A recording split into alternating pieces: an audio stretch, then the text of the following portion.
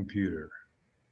Okay, we are going. Welcome everyone to the Process Theology class, session 2, the second and last in this edition of this class. I am Steve Baska. I'm the co-chair of the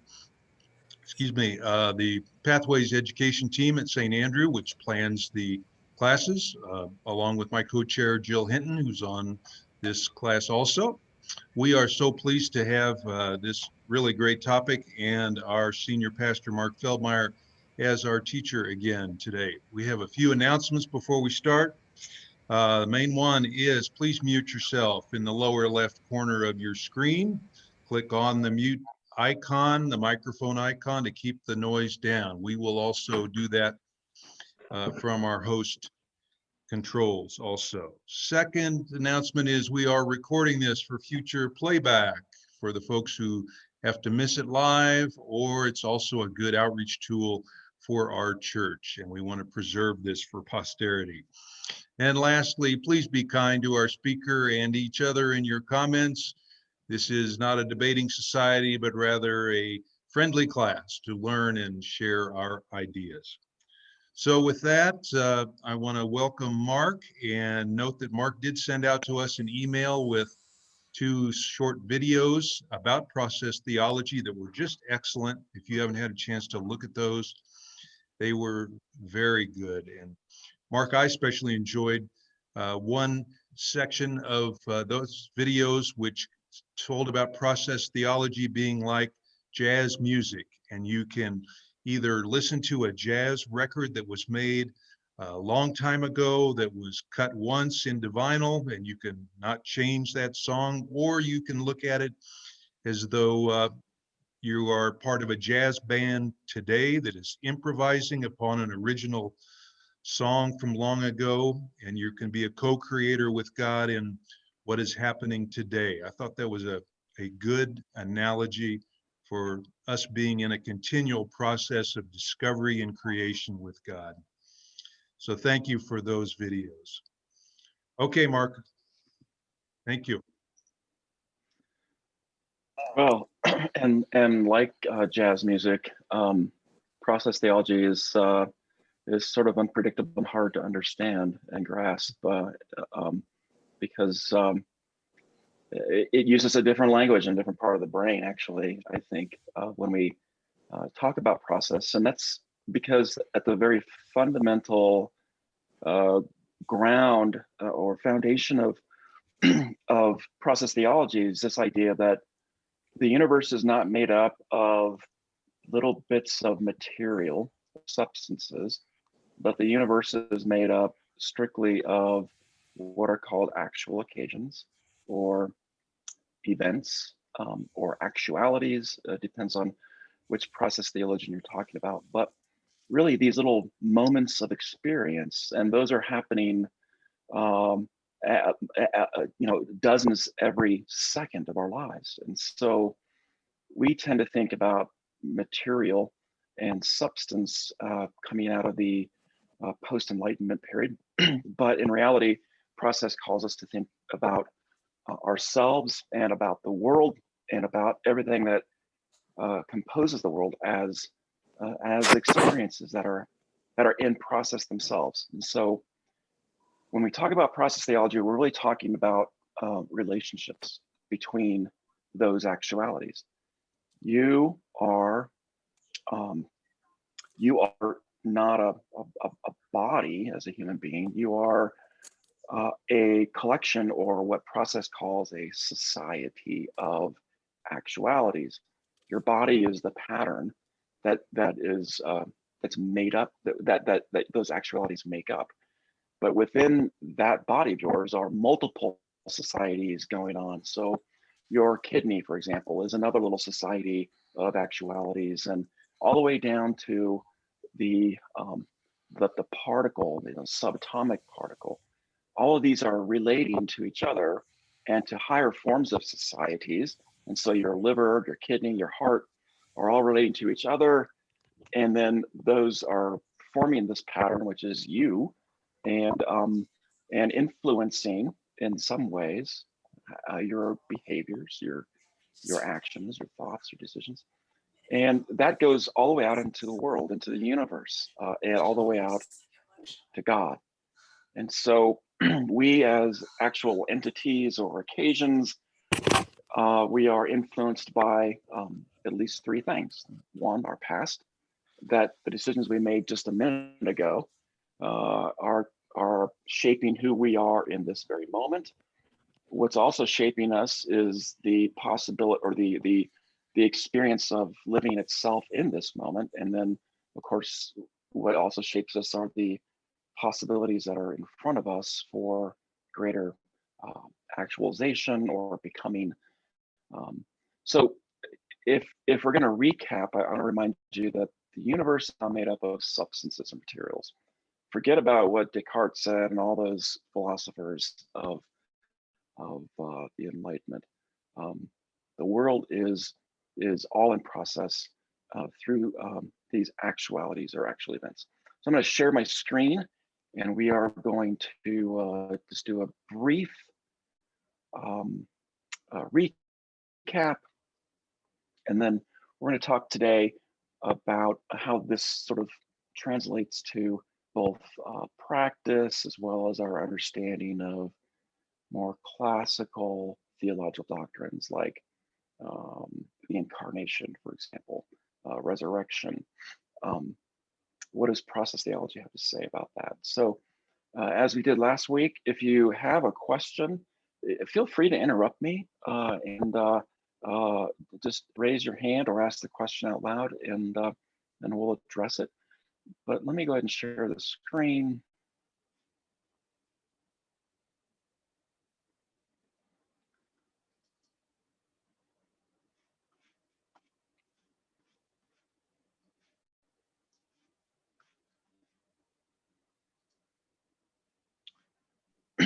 Looks good, Mark. I can Okay, see it. so is that good? Okay. Yes, I can see it. Good. So just recapping, when I speak of the word theism, that's a theological word that simply means our doctrine or understanding of God. So when I speak of classical theism, that's pre-process theology. That is really the process or the theology of the that emerged out of primarily out of the Reformation and the Enlightenment. Um, in like kind of general classical doctrinal orthodoxy around some of the things we talked about last week. Um, Omnipotence is one that is really important to process. By omnipotence, we're speaking about God as being all powerful. And so the classical understanding of God is that God is all powerful or omnipotent, able to do anything that is possible to do. And in that construct, God's power is imposed directly on the world from above, as we might say, or even from outside the world, because generally speaking, the classical understanding of God is that God is outside of time and space and is not impacted or affected by what's happening in the world. The unmoved mover, as it was once called, or the watch maker or the clock maker.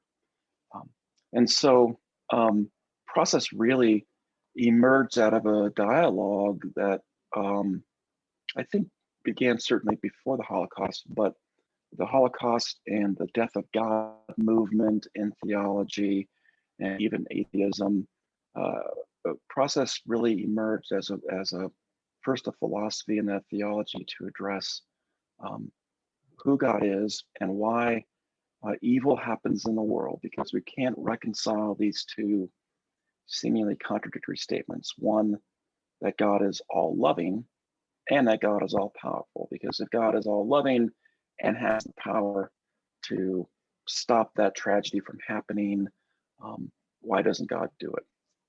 If God doesn't do it and it is all powerful, that means that God is not all loving. Process says we're going to redefine what power means as it relates to God, and frankly, as it relates to us. and we're going to affirm God's love as the fullness or the full expression, all loving God, all benevolent God who wills the very best for us. So the question is how, if God is all powerful, why doesn't God stop evil? And as we talked about last week, the classical answer to that was that evil is part of God's plan, that even the evil that happens in the world or the tragedies that happen in the world will eventually lead to good outcomes. We just can't see it from our perspective. And that evil is an unavoidable side effect of the freedom that God gives us. But process theism says that God's power does exist, but it exists in the form of persuasion rather than coercion. God's power is not to impose things on the universe or to force creatures to act in any certain way. God's power really is expressed in that imagery that we talked about last week, the lure that God is calling or summoning the whole universe and certainly us to act in certain ways. And that lure is pulling us closer and closer to the fulfillment of God's will and purposes. And for us as individuals, as well as any actual occasion, that purpose is called the initial aim. That initial aim is best defined as be the very best we can be, to experience the fullness, the intensity of meaning and purpose, which leads to beauty, and it leads to ultimately, when the whole universe is cooperating with its initial aim, it leads to peace, or shalom, as we might say. So again, the world is made up of events or happenings, moments of feeling, experience. Any of these, I think, apply, which which are internally related to each other in patterns and patterns of patterns. Again, I talked about, just think about the human body as having various patterns which create what we have today as this human body. So the basic unit of the universe is the actual entity, not the object or the substance. And to understand the actual entity is to relate to it. Every actual occasion, from the most complex to the most trivial, again, has this divine ideal called the initial aim. And it's also carrying all of its past experiences with it. I use this diagram, which isn't great, but at least it gives you an idea. If you think left to right here, this continuum, which is called what John Cobb in process theology calls sort of this pathway toward creative transformation. And so on the left, you see this large circle is one singular actual occasion, and it's presented with almost an infinite number of possibilities from which we can choose from. And we choose one of those. Maybe it's this one, and that creates a new occasion, right? And then we have more, and maybe the initial aim is really to come straight through on more linear timeline and continuum. But maybe we choose this one, and it's not the most ideal aim, but it's what we choose because God allows us to choose between these, and it sets us on a little bit different trajectory.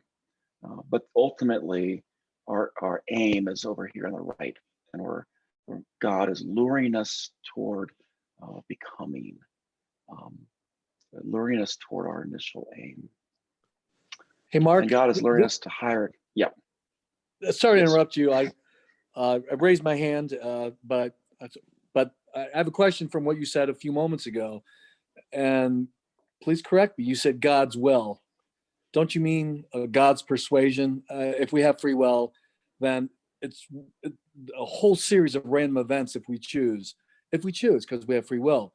So he may have his intent, but it's, from what I've understood from the first video series, it's God's persuasion, also what you just talked about a moment ago. So I'm not sure if I'm Right. just confused but So can you I speak would, to that for a instead of moment? using the phrase God's will, I might better use this idea of God's aim or God's purpose. And this idea, so when we speak of omniscience, that is to say, classical theism suggests that God knows all things, both in the past as well as in the present, as well as in the future. God already knows what's going to happen. And so often we'll point to that future thing, which we can't see, but call that God's will. So I think what you're asking is, will or purpose is not predetermined. It is open. And that's why maybe sometimes a better description of process theology is what's called open and relational, because it speaks to the importance of relationships in all these actual occasions. And it also speaks to the open future, which we get to determine. And in classical theology, there's a sense of what's called determinism, that it's already set, and we are essentially actors. So I don't know if I answered your question, but that may have been my fault in using language a little too loosely. No, it's not fault at does that- all. It's just clarification. Thank you. Yeah.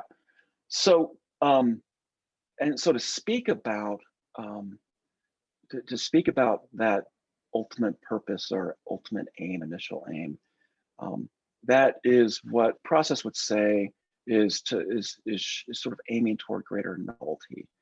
Novelty is this idea of choosing possibilities that lead to maximum intensity and maximum harmony, peace, and wholeness, not only in ourselves, but in society. And when society it's all together reaches that, it creates a beauty. Triviality or choosing is that experience of choosing possibilities in front of us that are less than ideal for us. And we're constantly sort of dealing with these movements between triviality and greater novelty. So again, when classical theism talks about knowing all things that are going to happen, what we find in process is only that God knows all the possibilities for everything that could happen in the universe. And that's the wisdom of God, the prescience of God.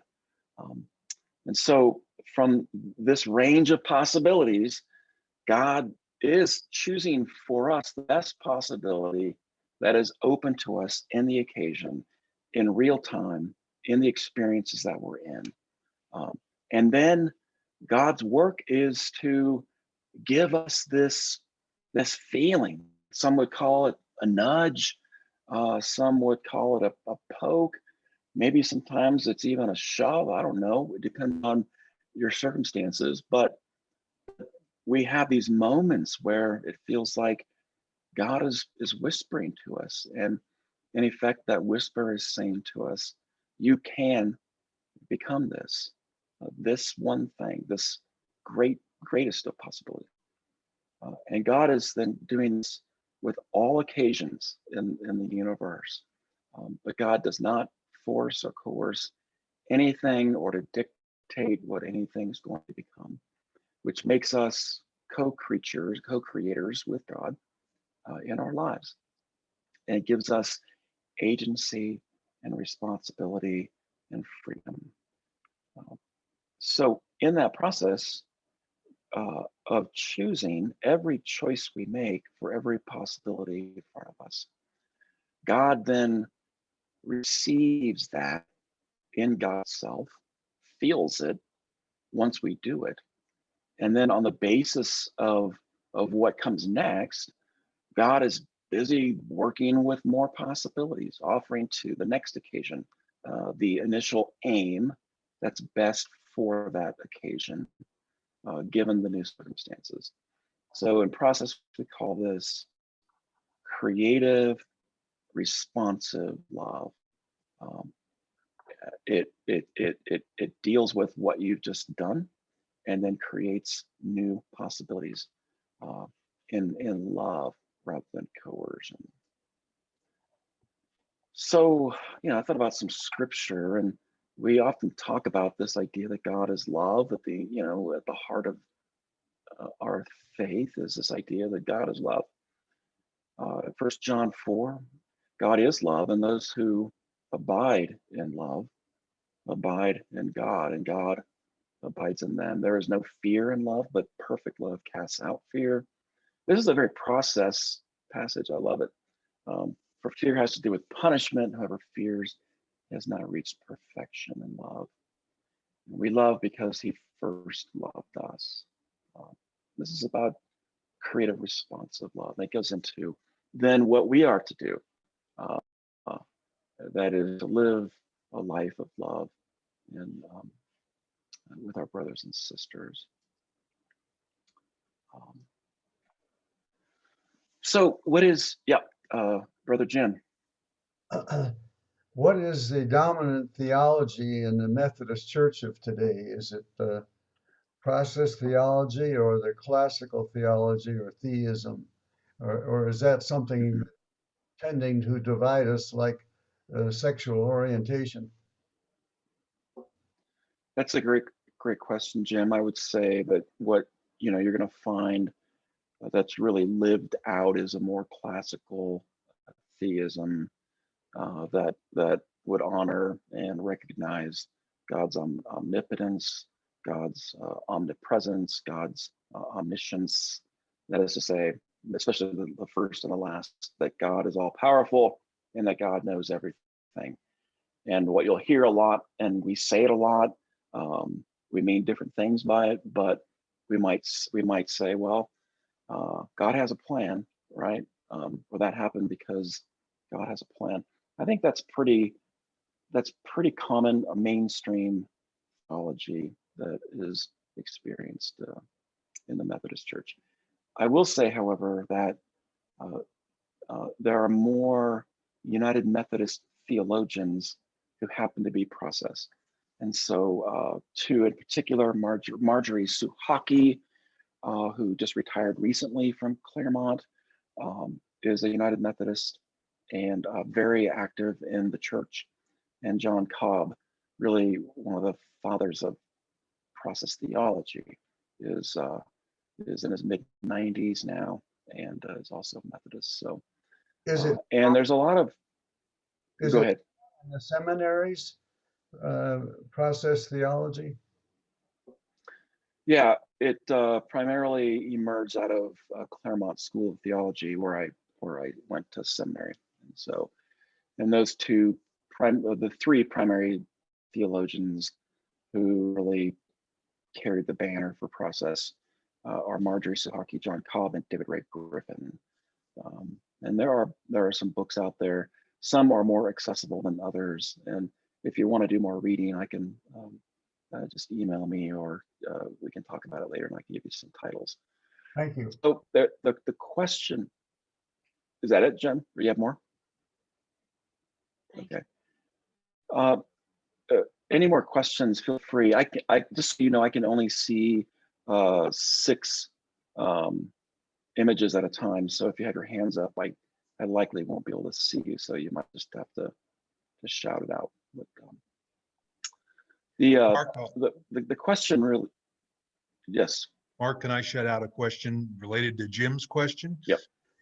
Even though the predominant approach may be traditional theology in the Methodist Church, aren't there some elements of process that are very active and accepted today? Still, we hear people saying, God is opening doors for me and God is speaking to me, the Holy Spirit's leading me. Aren't those kind of comments really process theology? I think there was a real process theologian in John Wesley, to be honest, and where I find the resonance with Wesleyan theology and process theology is on this idea of grace. Grace was at the heart of Wesley's theology. And in particular, Wesley spoke of what's called prevenient grace. That is the grace that goes before us, the preventing. We often think, well, that's prevent means to impede or to stop, but to prevent means to go before.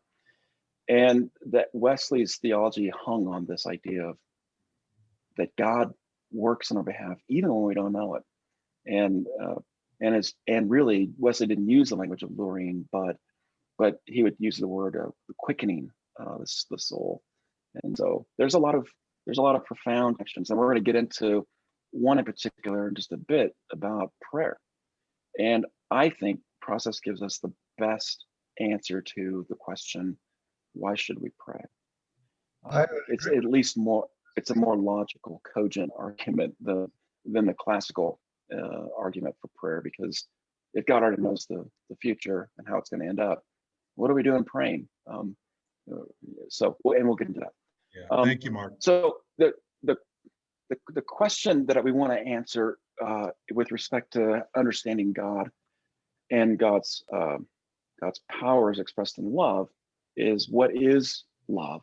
What's the nature of love? And at the heart of it, love is, or to have compassion, which is a even greater word for me, is to both act upon and to be acted upon by that which you love. Think of your marriages, think of your children. It's one of being an agent in acting out of your love for their good, but also to be influenced by the active process of love. And so if the nature of love is to act upon and to be acted upon by that which you love, that means that if God is love, then God is acted upon by the creatures of the universe. God takes into God's self the experiences that we go through. So I just sort of, there's another way to sort of lay this out. God creates us with an initial aim, and then God envisions possibilities for us, puts those in front of us. God lures us to the best. We don't often choose the best, but we do make choices. We make actions. God receives and feels the consequences of our actions. And then God envisions a whole new set of possibilities with new initial aims based on that moment. And then God lures us again, and this process continues. And it's not just for us, it's for all created things. God is responding to our real needs in real time, and then tailors new possibilities for us. God is, again, working to bring greater beauty out of every circumstance, even those that are not good. So what seems like a totally lost cause still has in front of it the opportunity to make a better choice. And this whole process that we just talked about is what John Cobb and others called creative transformation.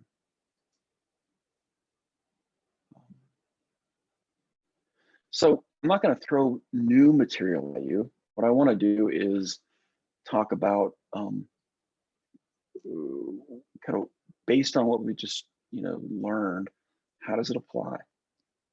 And I think the most practical question is about prayer. At the heart of our Christian experience and tradition is this idea that we are in dialogue with God. What are we asking for? What are we doing when we pray? Well, the paradox of prayer in classical theism is really, why should we pray? What good does it do? So let's just give you an example here. So your friend Tim has coronavirus, and he's very, very sick. And God according to classical theism, God already knew that a COVID-19 pandemic was going to happen, and that we'd be in this situation, because God knows all things, even future things. God actually knew that Tim was going to contract the virus. God actually knows that Tim is sadly going to perish from the virus.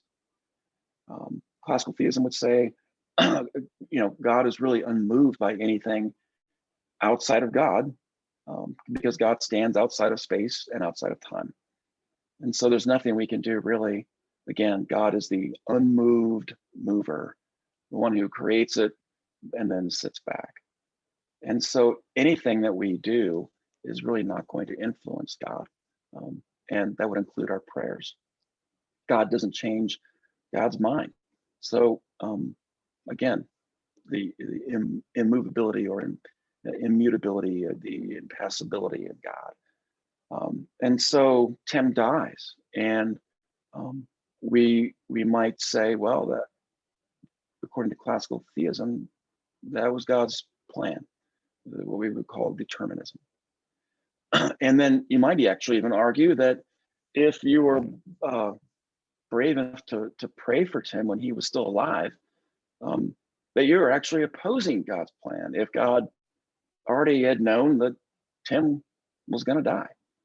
So there's really no logical way through, in my mind, and in the mind of most process theologians, there's no legitimate reason to pray if you subscribe to a classical view of God. So we might say that's classical. More conventional, and maybe Jim, this is what you're asking about. I think this is, by conventional theism, I mean, is really what we're practicing in most of our churches in the modern world today. Conventional theism, as opposed to classical, would say, well, we should pray for Tim because sometimes God does change God's mind. And sometimes God single-handedly fixes things. But God prefers to use, the processes of existence and the freedom of creatures and processes to exert influence too. We should pray, but God prefers to use modern science and medicine to heal Tim. God does foreknow everything that will ever occur, according to conventional theism, but that doesn't mean that you're determined forever to, or condemned to a certain future. That's a little more problematic. It's hard to kind of sift through as in today's world. If God knows, then it's done. It's a done deal. But that doesn't mean we're determined. Our futures are determined. God doesn't control everything, but sometimes God gets involved and controls some things. And we often call that a miracle. We're talking about miracles in a minute. God sometimes requires prayer to get God to act and to do what's loving. I mean, this is generalizations, but wouldn't prayer be mainly introspection? I agree with that. I believe prayer is mostly introspection. So I would put myself in the class of a process theologist. mhm. I Yep. agree with And that. we're going to get to that. That's one of the reasons to pray for process, and that's on the next slide. So this idea that in conventional theism, God sometimes gets involved. God really likes us to kind of plead, to beg, even to try to twist God's arm to get the good results that we know are best for us and for Tim. So we should go ahead and plead to God on Tim's behalf. The question, of course, is what if we do pray our hearts out, and all of us have, and Tim still dies from coronavirus? I think many people, and I speak from personal experience as a pastor, feel that deep sense of disillusionment. I've heard it more times than I can count. God didn't answer my prayers. And maybe that's because I didn't believe enough. Maybe it's because I didn't contribute enough to the tithe. Maybe it's because I didn't pray the right words, or any number of things. Maybe God was punishing 10 and I didn't know it. So you see how prayer can be problematic in both classical and conventional understandings. Let's see, I'm having trouble. So Thomas J. Ord is, I think, one of the great theologians of our current generation. And he studied process. He prefers that language of open and relational. He's written some great books, and I would encourage you. One in particular is a book by the title of God Can't. That's a great title, isn't it? God Can't. And it's about how God, how we understand God and evil and why bad things happen. And he's a great thinker. I'm going to get Thomas to once we're back in person to come to St. Andrew and teach a class or two for us. He uses this great example of okay, my daughter is drowning in the lake. I'm a decent swimmer. I can save her from drowning. But wait a minute, my daughter actually didn't ask me to save her. I mean, she's not crying out for help. And then all those people on the beach, that they're not asking me to save her. So there's no there's no collective group of people, like, as we might call it, a prayer chain or a prayer group who's really putting all their resources together. So I hear some people call them prayer warriors. They get together and they think that if they get enough of them, then God might change God's mind. And when I speak of this, please know I'm a practitioner and I'm integrating this. This is not black and white for me. So I still, from time to time, have a very direct, candid requests of God that are on the miraculous side. I won't get into them, but so Thomas Ord says, look, God who could single-handedly prevent evil or tragedy, but waits for us to ask, is not a God of perfect love. Go back to that 1 John 4 passage. God is perfect love, right? Casts out all fear. God is perfect love. A God who acts sometimes, but not all the time, is not a God of perfect love, or certainly not a God you can bank on all the time, right? I thought that was a helpful example that he did. So process theology says, again, God not only affects us and influences all creation moment by moment, but because we are co-creators with God and God is responding to us, we and all creation affect God. And process says petitionary prayer, that is prayer on the behalf of 10 or your daughter who's drowning, affects God. We are not objects, but occasions. Creatures are relational, and all creation is interconnected. This is where process really gets a little mystical, but it answers this question. Like John Cobb wrote this book back in the 70s called "Praying for Jennifer," and Jennifer, it's a story about Jennifer, who's a young person who's in a coma, and everybody's praying, and the question is to the pastor, why should we pray for Jennifer? And it's a little tiny book, but it's a really interesting book about how prayer not only affects God, but how we in our prayers can affect other actual occasions.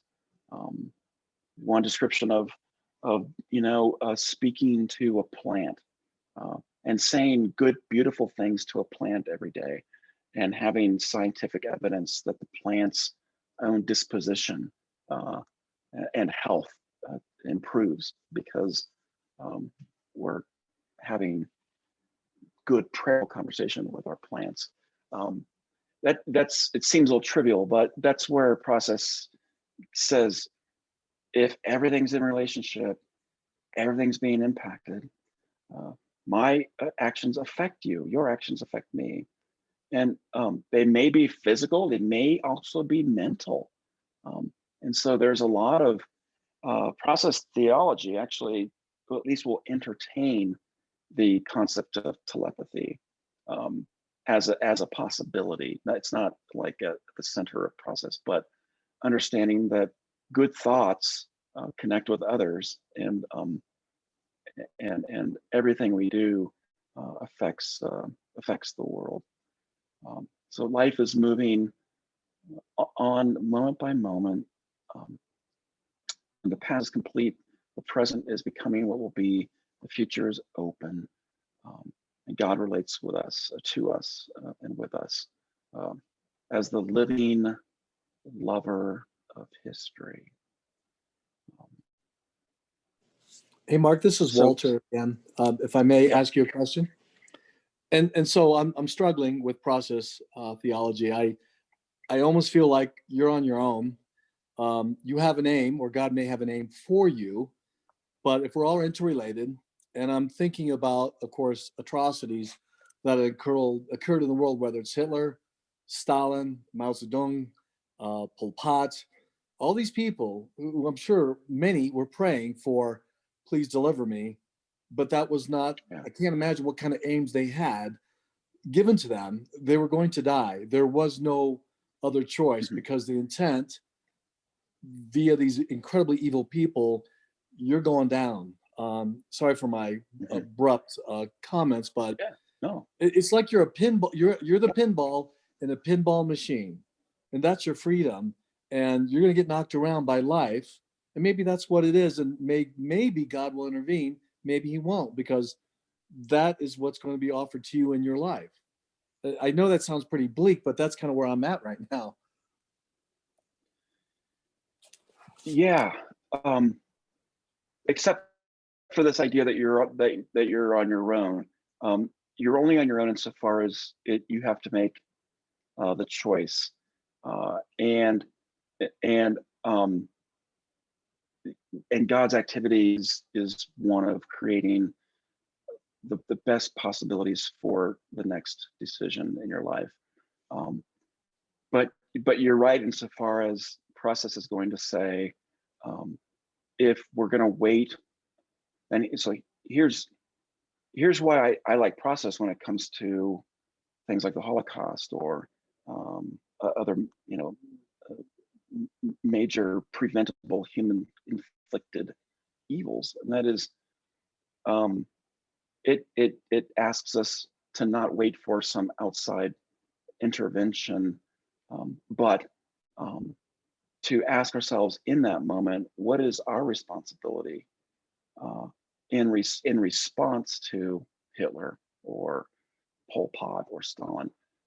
And so it doesn't leave us all alone so much as it calls out to or beckons to us to act in our best interest and for the best interest of the world. But it does. The process will say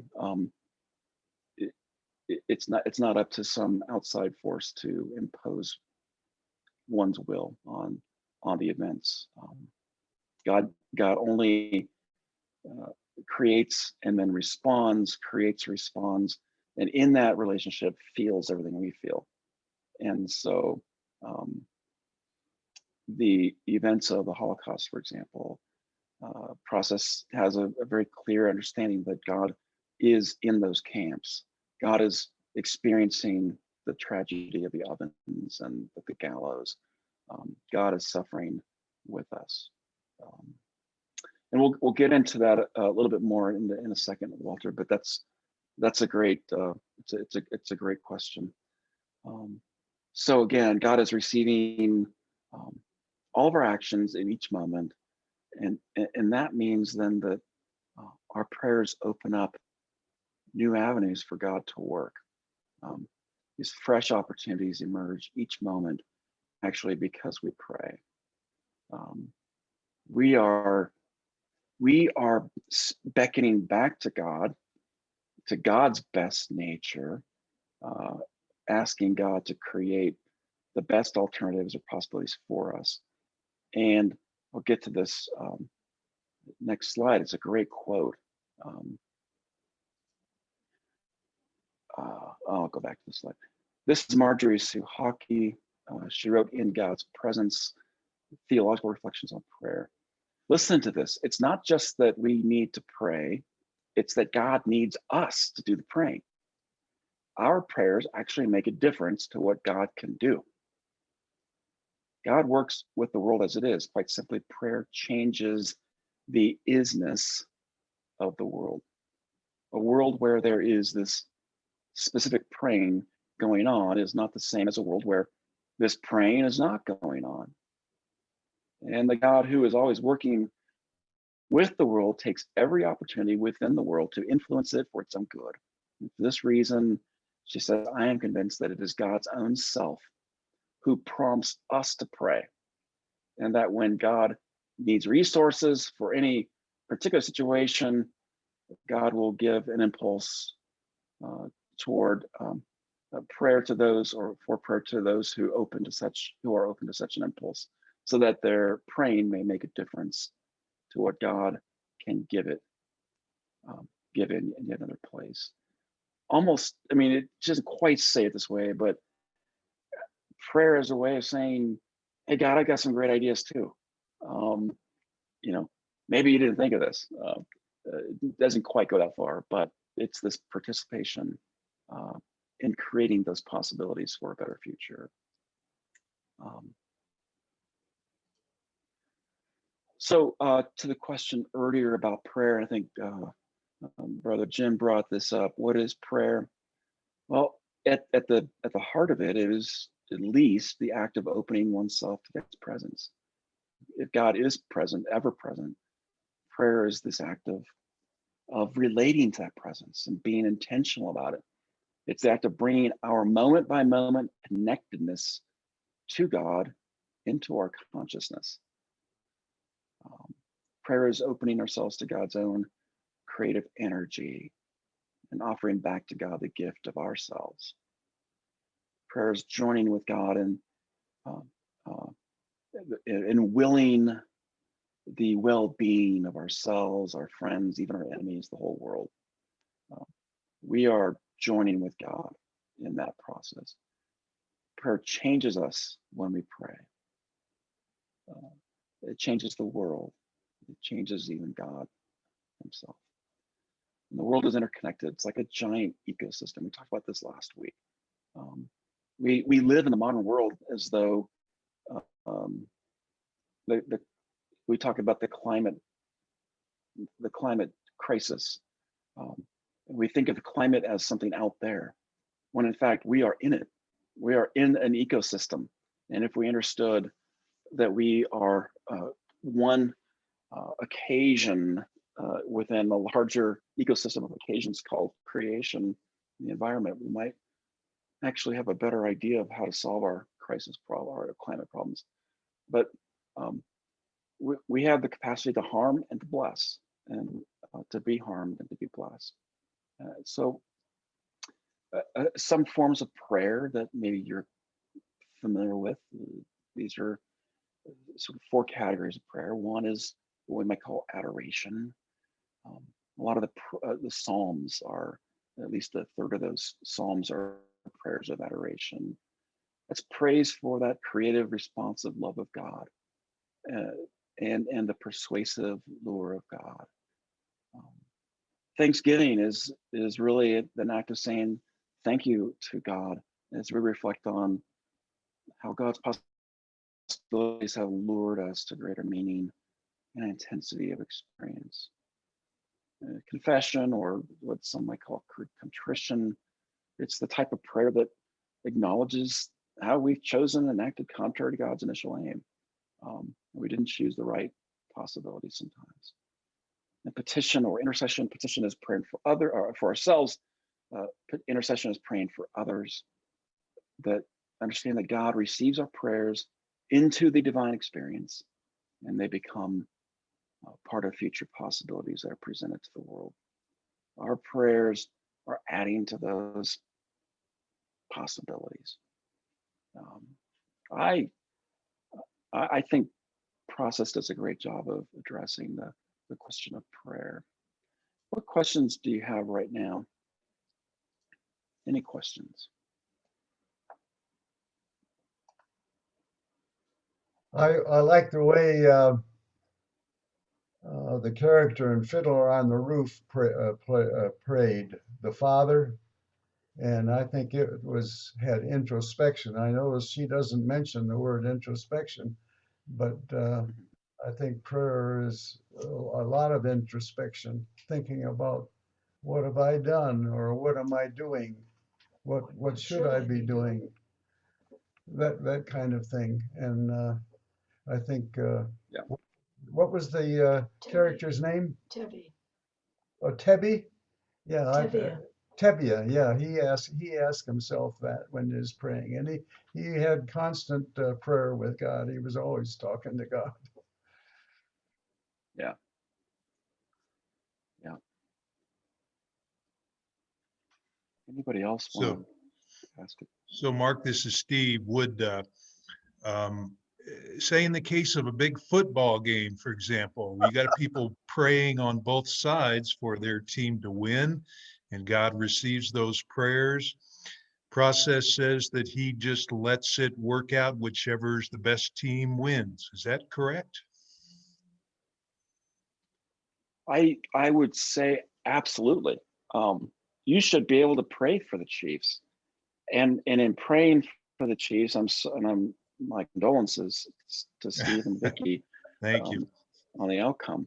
But yeah, what you're at least praying for is that those players and that team collectively will maximize their best possibilities and live into the fullness of who they are, and um, and hope that that's enough to beat the other team. Um, yeah, I mean, I actually appreciate when I think of it differently, but when a player thanks God on TV at the end of the game, um, I think there's a legitimate argument for why a player should do that. Yeah. So let me ask a question on top of what Steve just said, but in a different context. So if one prayer is answered and we're all interconnected and we're all relating to each other, does that not set, yes, we're going to let the Buccaneers, or I could come up with 100 other situations, let this go, yet it's in direct conflict with what I want. Thus, we have determination. God sets the will. We're going forward. Bucks win. Of course, the Bucks won by talent. I don't think God intervened. That's just my opinion. But Yeah. by him making a decision, and I did say him, I could say her, making that decision then creates, he's imposing his will, which then you don't have your free will anymore, right? Only on certain cases that he or she decides, I'm going to impose this aim over the other aim, and there you go. You don't have a choice. You can ask, but by his choices, her choices, that's how the world works. So it almost seems like we're under the illusion of free will, but we don't have free will once God intervenes. Except that again, process isn't going to say that God is intervening beyond responding to whatever new occasion happens and creating possibilities for maximum benefit, but still leaving you to choose between those possibilities. And so, I mean, and of course, talking football is pretty trivial, but there's any number of a dozen different plays on 3rd down and 4, right? You could run it, you could screen, you could pat, whatever. And maybe God knows. I mean, God does know in that moment what the best play is, but that doesn't mean that Andy Reid's going to call that play, or whoever calls the plays for the Chiefs, or that they're going to execute on that play. So again, I think one thing you're bringing up, Walter, is the question about like competing prayers. Is it reasonable to pray for only the Chiefs, or is it is it more just to pray for both teams, that both teams will maximize their talent and potential, and then the best team that has the most talent will win? That would certainly be a far more exciting. I mean, we should have prayed for that yesterday. It would have been a far more exciting game than the game that we watched. Although, I'm not a huge Chiefs fan, but the Chiefs were much better than what they played like yesterday. So, and I don't want to get too much in the weeds, but we can get to like the question of miracles. Mark, Miracles according to classical theism are going to say that they're really divine interruptions or suspensions of natural laws. God stops the bullet from harming that person. God does something directly that cannot be explained by normal science, that's sort of a defiance of natural law. Again, this is working on the assumption that God's power really is more coercive. God impinges on independent existence from without. This raises, I think, the question of consistency. Why would a law-giving God, if God created the laws, then God has to break God's own laws that God created in order to make something happen? So process would answer that sort of miracles are like these special sorts of relationships between God and people or objects. Again, object is not I don't mean that in a process sense, but process thought understands the things of the world to be societies of occasion. We talked about this already, which are in this ongoing process of relationship with God as God gives new aims and possibilities. And these societies can be nested within each other. As I talked about, your heart may be one society of occasions within a larger structure. Lower order societies are influenced by the higher level societies. We know that. What we do, if we smoke, we know that's going to have an impact on our lungs. So we have influence over lesser or lower ordered societies. So an example would be you as a member of the church. The church is a society as well, and because you're a member of the church, you're a different person than you would be if you were not a member of the church. The church society provides aims and possibilities that open new routes of becoming, new possible futures that actually change who the person becomes. So in a miracle, what we would describe as a miracle, and process would affirm that miracles happen, God provides the higher ordered relationship that lures more ordinary objects or people into actualizing extraordinary possibilities. So example, God gives to the sick person's bodily systems certain aims that they become more well or healthier. And as those aims are actualized, even more wellness is possible, and so on. So God's work is to provide for the sick person a special social environment that opens up new routes of becoming toward wholeness. Again, God's not acting from outside. God's not breaking natural laws. God is co-creating with the object or the occasion, a process of creative transformation. So think about it this way. There's some scripture that I think really support this. Jesus often said, "Your faith has made you well." This idea that your faith and your experience of faith in a broader society actually has an impact on, again, a more of a lower ordered relationship that is you, makes you. If the flip side is in Mark 6, I love this passage when Jesus goes home and he can't do anything there. He heals a few sick people and cures them, but it's because the society itself was unbelieving or disbelieving and prevented Jesus from doing things. Any questions?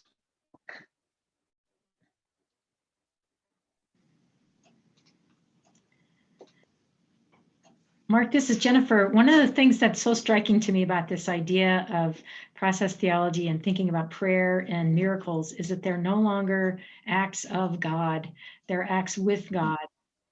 And that's just kind of, that's just seems like such a consistent story when we think about the power of prayer in a group and all these different things. It's not because we entreated God right, it's that God is working with us and we are working with God from the very beginning. Mark, this is Absolutely. Robert.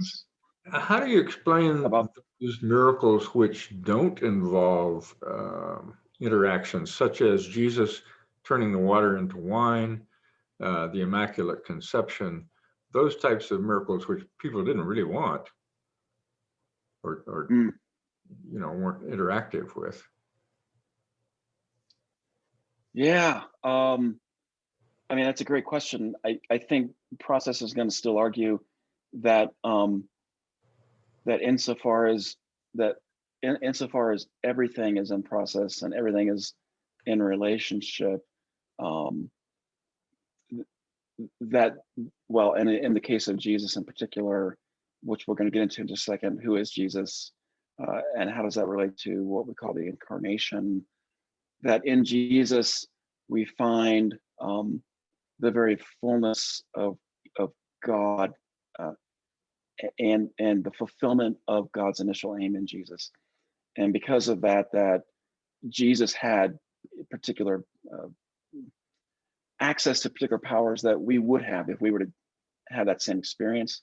I don't know that, again, I mean, I think process would also call us to demythologize some of our scripture, like water into wine.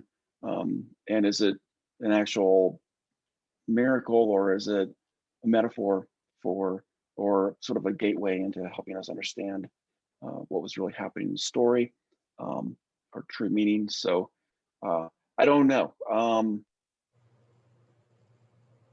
It's something I need to do some more reading on as it relates to sort of more natural miracles, as opposed to those that would happen in relational with humans in particular.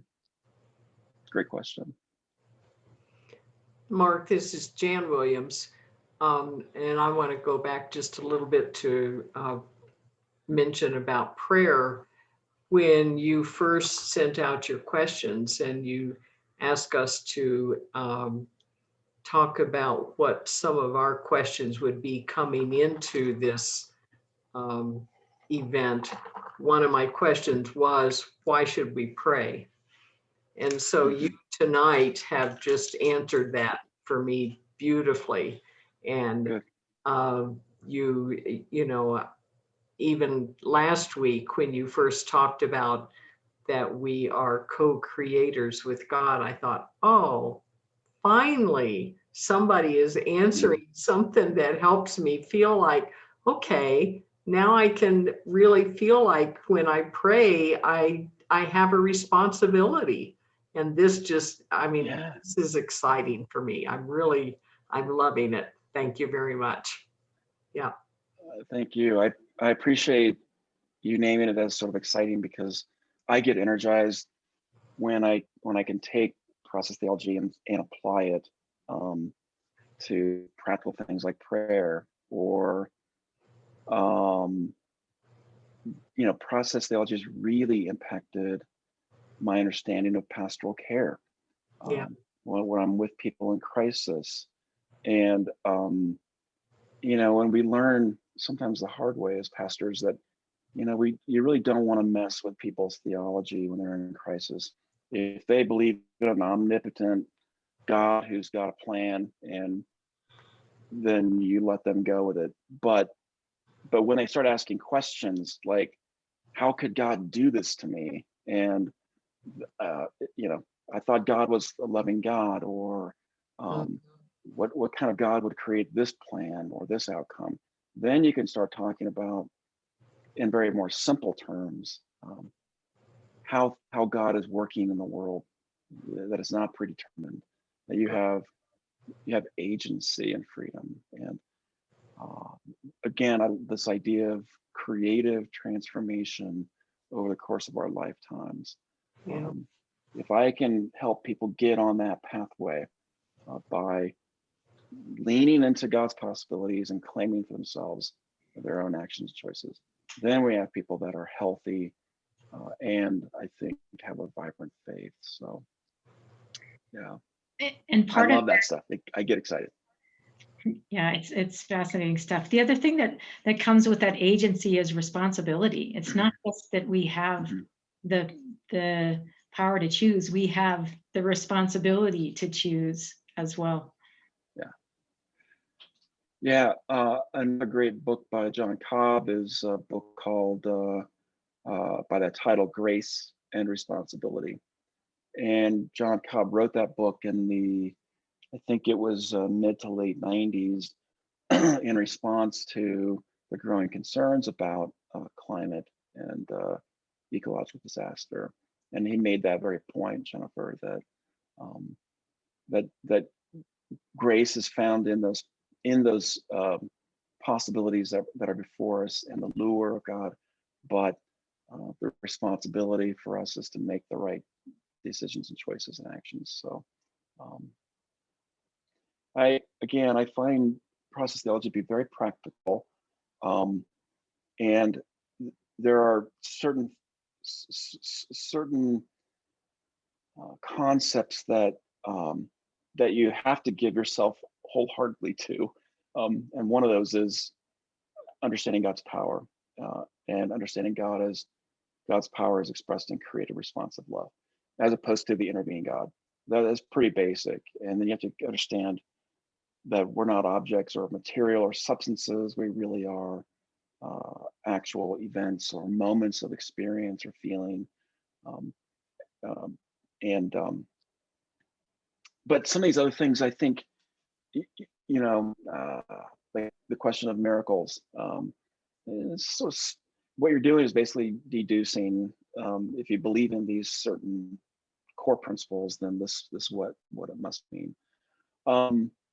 Just talk quickly about the concept of the Trinity. The official formulation, that is the classical view, is that God is one substance in three persons. Typically, we call it Father, Son, Holy Spirit,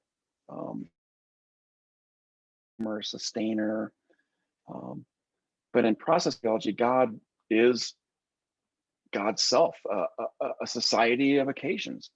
And in each moment of God's experience, God feels all the feelings of the universe, integrates those feelings according to God's own knowledge of possibilities and God's own enduring character of goodness and love. These three persons in the Trinity really are not understood as different different entities, so to speak, but really what process would call identity patterns. And each one integrates all the feelings of the universe and all the feelings of the other two. So the first person, what we call the Father, is the lover, exemplifies the defining characteristic of God being the source of our initial aim of giving everything its potential to become. Jesus, the Son, is the beloved, or the Word. Some would call the divine logos. Richard Rohr calls it the divine blueprint, which is interesting. That in Jesus we see the divine blueprint of all that every human can be. Only Jesus fulfills it perfectly. So Jesus, in this case, exemplifies the defining characteristic of receiving all potential from the first, that is God, and then lovingly actualizing it and giving it back to God. The third person, the Spirit, is the love, which which is defined by this idea of communion. But these three they're not separate. They're just three different identity patterns in God, who is integrating all three personalities at one time, or identities. This is another one that I wanted to talk about briefly in the time that we have, because I think a lot of where evangelicals in particular have struggles with processes is how process defines who Jesus is. And we have this big idea called incarnation. That is, we just, in fact, celebrated at Christmas this idea that God enters the world and becomes enfleshed in the form of a child. This kind of goes all the way back to what's called the Council of Chalcedon in the year 451. That in Jesus, what we see according to classical theism is God. Jesus is one person but has two distinct natures. That is, Jesus, he's got some human stuff and some God stuff. And of course, the historical question has been, how can one thing have two different natures in one substance or one being? You really can't resolve that in classical theism. But process theism says, again, there's no substance or matter. There's only occasions of experience or these events, right? And so being a person isn't actually being a certain kind of thing, but being a person, as I've said, is sort of being a society of occasions, and with a certain kind of pattern or of relationships that draws together many different elements and then coordinates them into actual behaviors or actions through successive moments of feeling. So Jesus, in his person, unites human and divine. In his humanity, Jesus acts in divine ways. Jesus does what God does. All those possibilities are in front of us. Jesus, from the very beginning, chose the very best initial aim. In every occasion, in every response that God creates more possibilities, Jesus continues to always make the best choice of possibilities that would fulfill his initial aim, or his calling, as we might say, his purpose. And so there's something unique about Jesus, that he lands in this very specific social environment with a special relationship with that environment and with God. And that makes Jesus a very special, one of a kind person. So process is really affirming the humanity of Jesus, but the fulfillment of God's best aims. And process would say, that's not possible for us, because for Jesus, it happened at the very beginning. He was always aware in every moment, in every decision, of God's presence, not as something out there, but as a source of his own deepest ideals and yearnings for life. We would call this, when we talk about who is Jesus in theology, that's called Christology.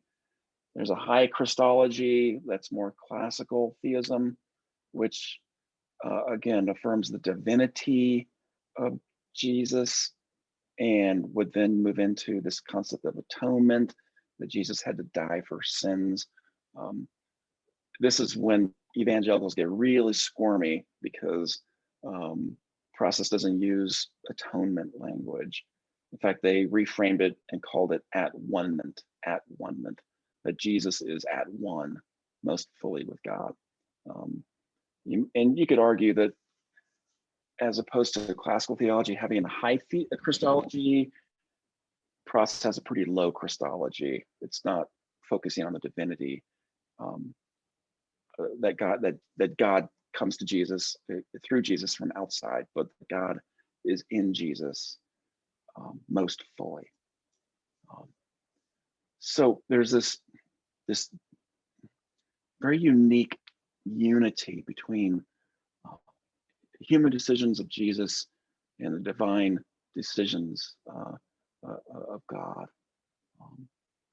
There's this perfect union that takes place in Jesus.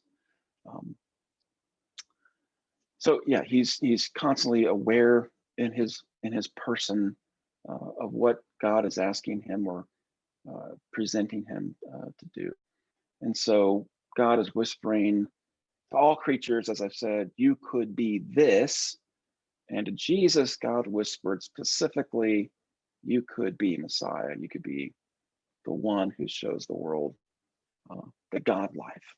Or as Richard Rohr would say, the fulfillment of the divine blueprint that all of us have in us. Only Jesus fulfills it most perfectly.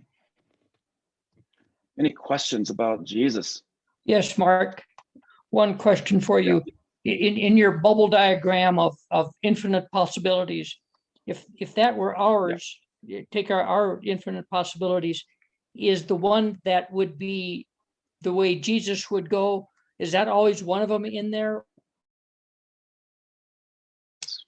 By sin or whatever, kept from being able to act. There's the direction that Jesus would be able to take. Do you see what I'm asking? Yeah, I think so. Let me try, and then if I'm missing it, then tell me. But each of us has a more generalized initial aim, that is to be the best we can be, but also a more specific initial aim. In Jesus's case, it was to be Messiah, and so every moment, every experiences were presented. Jesus was presented with the best possibilities to fulfill that, initial aim, and in every moment made the best choice given the possibilities in front of him. There are perfect ones and less than perfect ones, and process would say that, like any other actual occasion, Jesus had the freedom to choose among any number of those. Am I helping, Tom? I don't know if I understood. Yeah, well, yes. I think what you said is all of us has the opportunity to be Jesus-like, but we're just not very good at that. Yeah, and so when I think about, like, again, general and more specific initial aims, nobody else here, I hope, on this call has the initial aim of being the Messiah. If you do, let me know. We need to talk. But for Jesus, that was his initial aim, and we each have a different initial aim or calling that is still beautiful and important, but distinct from that. And so the possibilities in front of us might look a little bit different because we're headed in a slightly different aim. But great question. Let's, in the time we have, let's just talk briefly in 10 minutes here. I'll do it in 5 so we have some time to back to the original question I asked on the last call last week. Theodicy is otherwise known as the problem of evil. That's theology's way of describing theodicy, is the problem of evil. In other words, why do bad things happen to good people? Which is not a question I really like, because it makes assumptions that we're all good when sometimes we make bad choices. But process distinguishes between 2 forms of evil, which I think are really helpful. One is what they would call genuine evil, and that's human inflicted evil. I think Walter asked this question earlier about Hitler, Hussein, bin Laden. Genuine evil is really a consequence of rejecting or resisting God's aim for us in any given moment. And genuine evil becomes greater and more intense with a more sustained rejection over time. And so you think about that again, that phrase of creative transformation on that spectrum of going from one side to the other and becoming more and more novel, as process says, or achieving greater novelty or fulfillment of our initial aim. It's just the opposite of creative transformation. It's the most creative so destruction. So that's genuine evil.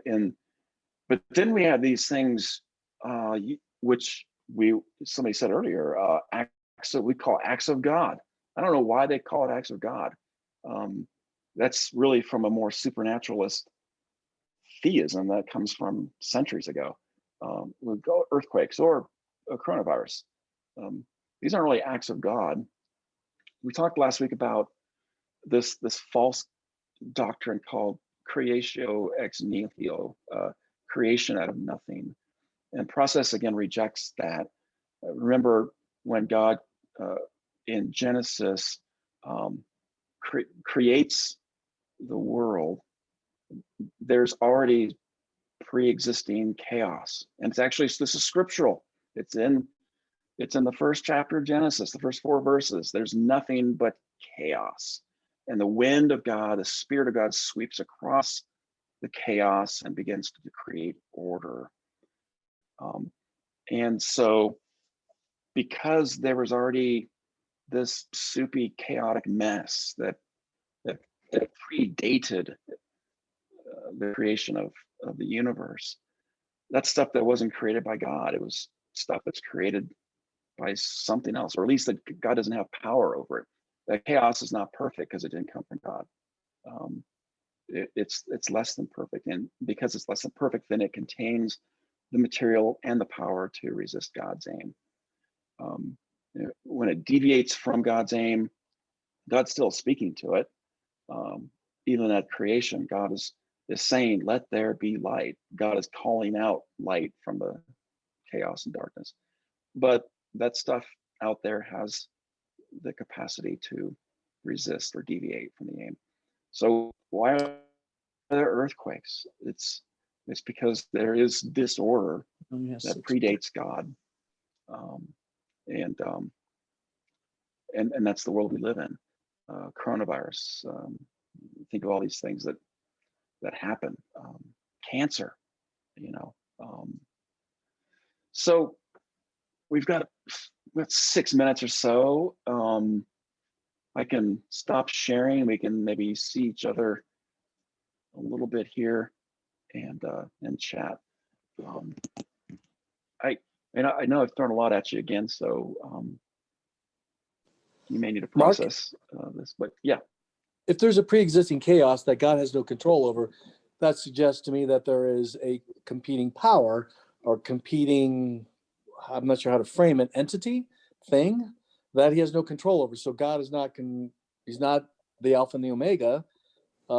This entity, whatever it is, existed at the same time he came into power or came to be or after, but he has no control over it. So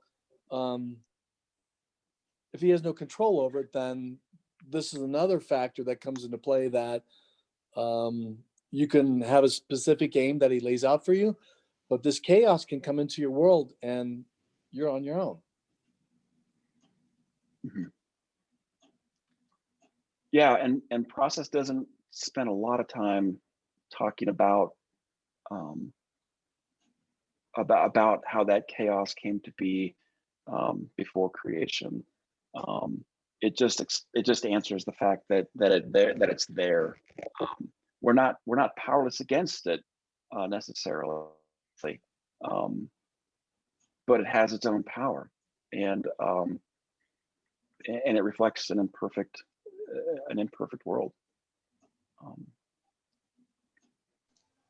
Thank you, Mark. I'm hearing kind of a lot of this whole thing over here. I'm kind of feeling a lot of something that the Buddha taught like thousands of years ago, where all creation is interactive and interdependent, and the life practice is kind of to become one with creation and move everything towards compassion. And I think I'm hearing some of that in there, that's kind of what we're called to do, is just trying to find the compassionate answer and the answer that God wants us to move towards for the good of everybody, because whatever we do is going to reflect, is going to be like a dropping a stone in a pool, and the ripples are going to go out.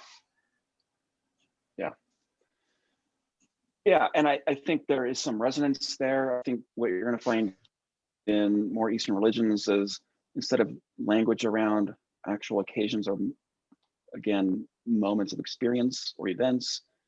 That's the Buddhism is still dealing with the dualism of body and spirit, and this idea of detachment. So Buddhism is pushing us away from actually this relationship, because it's all about the soul or the spirit or the Om, right? As opposed to what process is trying to do, which is it's to bridge that historical dualism of body and spirit, matter and spirit, the other world and this world, all those sort of categories. In process, they're all relating to each other, and they all need each other. So, Mark, this is Judy. How does process theology deal with resurrection? process is going to say that insofar as the body is not matter or substance, but an event itself, that resurrection is possible, bodily resurrection is possible. It doesn't, I mean, process theologians don't spend a lot of time talking about resurrection, but again, acknowledging that that insofar as even the most basic elements of our bodies are occasions themselves that are in relationship, those that God can and even would give those basic actual entities possibilities for fulfilling the initial aim. So there's a lot of different sort of pathways you can take on that. And I've got a couple of books that one that I would recommend if you're interested that's really pretty simple, called Process Theology, a Basic Introduction by C. Robert Mesle, M-E-S-L-E. It's got a final chapter by John Cobb. This is probably one of the most accessible books on process theology for the layperson, and he gives a brief treatment on resurrection, I think, in this one. But that's the one I left out. Because I don't think there's a lot of really good stuff that feels more speculative. Of course, it is. We're talking about, life after death. But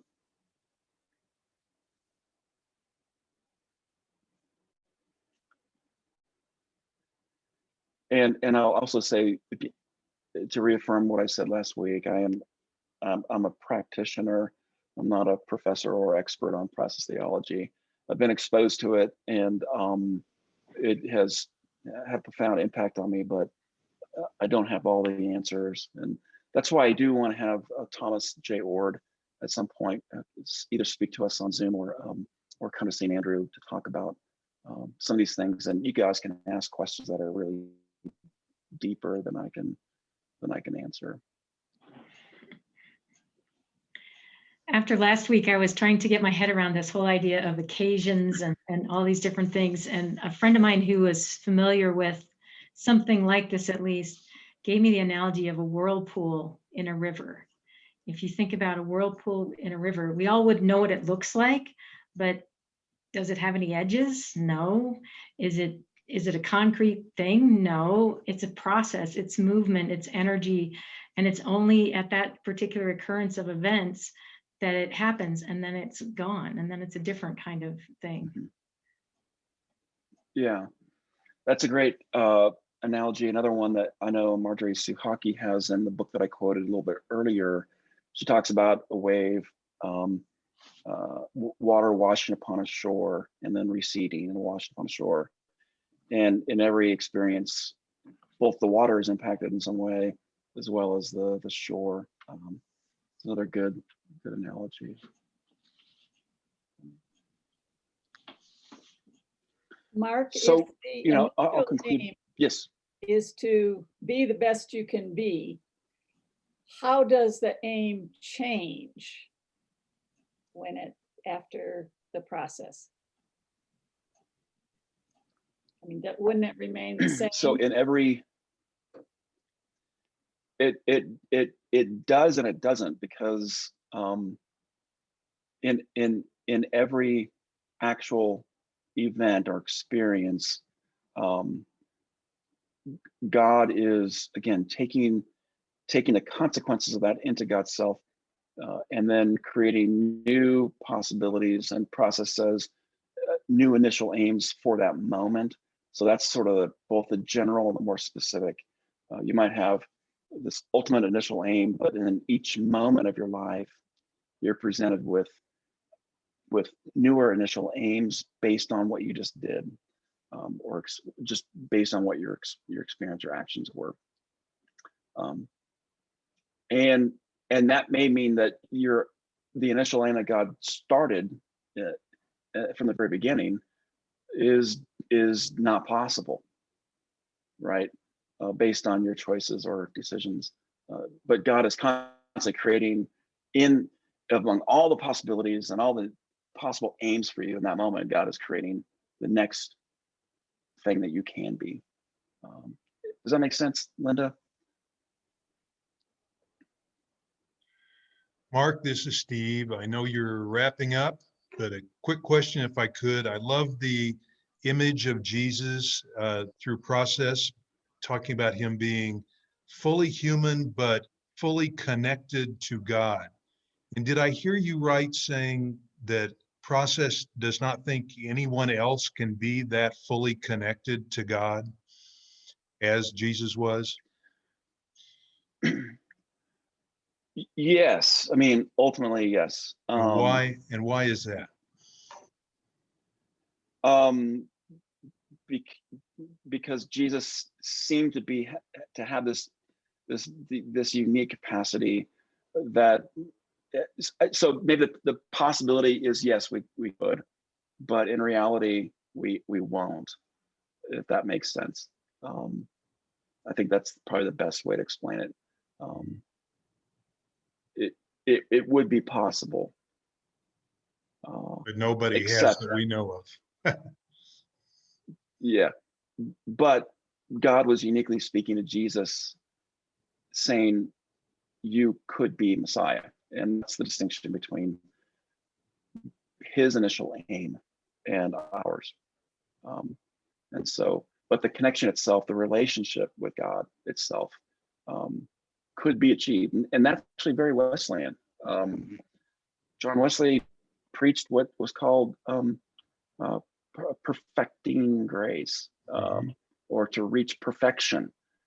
And Wesley said, most of us won't, but it's possible that we could. And he described perfection as what I've often described. I don't know if he said it or not, but it's this idea that when God's perfect will and call for your life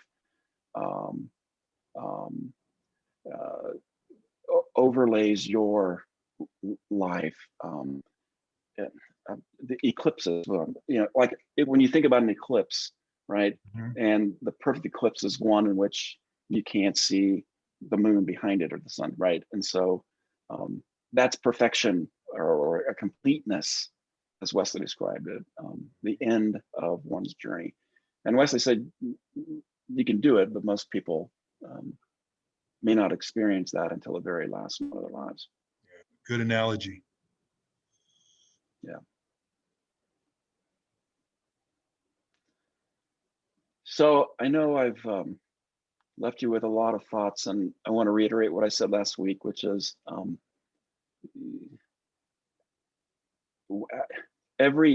we talk about God is profoundly impacted by philosophies of our day and the philosophies of previous generations. And so that the work of theology itself is to bring understanding to our faith. And we have had this experience of God, and then we've got to go create some answers or some framework to explain it. And so I want to also always give permission to people to say, you can mess around with your theology. It's okay. Because you're not asked to believe in your theology. You're asked to put your life and trust and hope and assurance in your experience of faith. Those are two different things. And so God's not going to get God's feelings hurt if you start questioning whether God's omnipotent or not, or omniscient, or what that looks like. Lean into those experiences of your faith as sort of the foundation, and you find ways to talk about it. And process does that for us. It's just one more framework to describe the experiences of our faith, and our, not only our individual faith, but our collective faith. So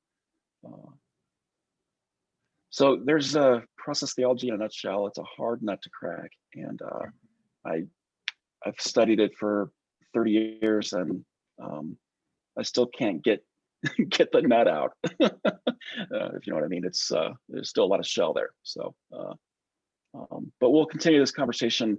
I will work hard to get an expert one of these days, sooner than later, to one of these events, and we can really ask the hard questions. So I hope this was helpful. Right. And, Yes, thank you. so It was wonderful, Mark. Thanks for cracking the nut for us. yeah. All right, friends. Have a great week, and listen for the lure, the nudge, the prod, the beckon of God in your life. It's there. Thank you, Mark. Can you have Steve send that reference out to all of us? That process theology reference you held up? Yes, I will. I'll Thank you. I'll send out a couple. I'll give Jerry a couple books titles, and Jerry can get that out to you guys. Yeah. Good.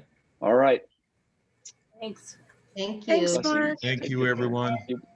Thank you. Be well. Thank you, Mark. Bye-bye.